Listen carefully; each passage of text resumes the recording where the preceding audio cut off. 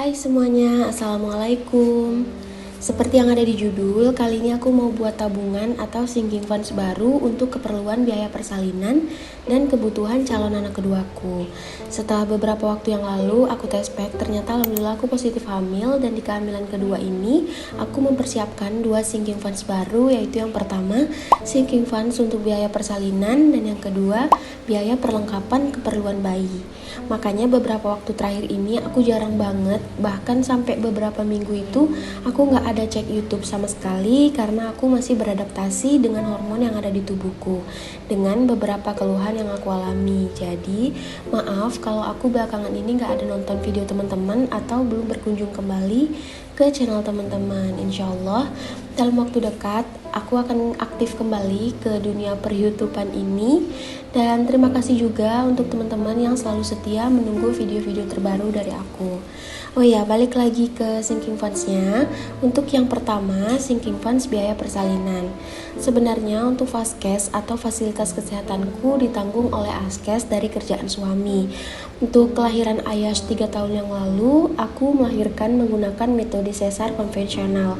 Dan itu tidak dipungut biaya lagi karena aku menggunakan BPJS. Nah, jadi kenapa di kehamilan kedua ini aku malah menyiapkan dana persalinan? Jawabannya, waktu aku baru lapor ke bidan setelah aku tahu positif hamil, aku disarankan untuk melakukan operasi sesar menggunakan metode ERAX. Nah, apa sih ERAX itu? Sedikit penjelasan tentang ERAX yang aku searching infonya di Google.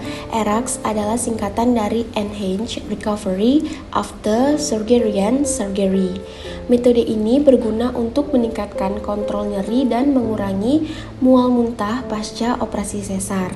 Metode ini menggunakan obat bius yang lebih sedikit dibandingkan dengan operasi sesar biasanya. Singkatnya, dengan metode ERAX ini memungkinkan ibu pulih dalam waktu yang lebih cepat dibanding dengan sesar biasa. 2 jam pasca operasi, ibu sudah bisa duduk. 6 jam pasca operasi, kateter akan dilepas dan bisa buang air kecil sendiri ke kamar mandi. 10 jam pasca operasi, ibu diharapkan bisa ke kamar mandi sendiri, dan maksimal 24 jam pasca operasi, ibu sudah boleh pulang ke rumah bersama si kecil. Untuk biaya ERAX ini berkisar belasan hingga puluhan juta rupiah dan tergantung dari fasilitas kesehatannya. Dan yang aku search infonya juga, metode ERAX ini juga bisa ditanggung oleh BPJS alias gratis. Nah, tapi info yang aku terima dari petugas kesehatan di daerahku, kalau menggunakan metode ERAX ini, walaupun ditanggung oleh BPJS, tapi dikenakan biaya tambahan lagi sekitar 1,8 hingga 2 juta rupiah. Tapi nggak semua rumah sakit menerima pasien dengan metode ERAX ini menggunakan BPJS. Jadi teman-teman pastikan lagi rumah sakit tersebut menerima pasien BPJS untuk ERAX atau tidak. Dan juga nggak semua ibu hamil bisa menggunakan metode tersebut karena ada beberapa syarat kesehatan ibu ataupun janin yang harus dipenuhi. Bila tidak memenuhi syarat, maka tidak bisa menggunakan metode ERAX tersebut. Untuk target sinking fundsku ini 2.500.000 rupiah, dan per bulannya aku keep 250.000 selama 9 bulan ke depan. Jadi target waktunya insya Allah sudah aku tentukan hingga bulan perkiraan lahiran.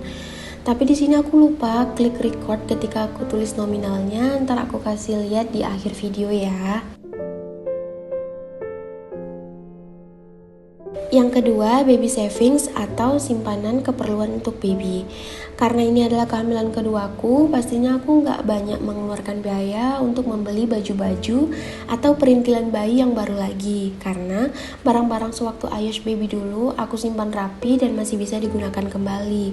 Jadi aku hanya membeli peralatan atau keperluan baby sedikit lagi, atau yang sekiranya barang yang udah nggak layak pakai dan memang harus aku beli lagi. Mungkin beda halnya jika mempersiapkan perintilan baby di kehamilan pertama. Tentu kita membutuhkan budget yang lebih besar karena semuanya mesti baru, seperti kasur bayi, kain bedong, dan lain-lain.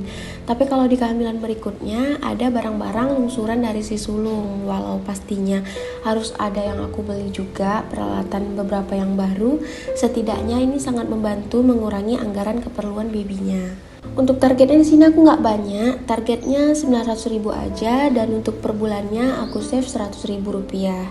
Seperti sinking fundsku biasanya, aku mau gambar pembatas tracker sinking funds di tiap bulannya. Aku buat 9 kolom ke atas dan akan aku beri warna di setiap kolom pembatas setelah aku mengisi savings tersebut.